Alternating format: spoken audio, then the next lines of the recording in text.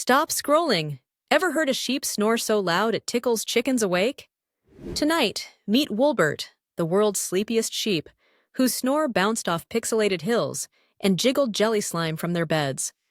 Steve's helmet spun, Creeper's popcorn popped, and even the cows did a moonwalk. Everyone gathered to solve the mystery of the gigglequake, only to find Woolbert snoozing with a silly grin. They tucked him in a bed of rainbow wool, whispering, "Snore on, superstar!" And as the stars twinkled, laughter drifted across the land. Don't forget to hit that subscribe button and join us.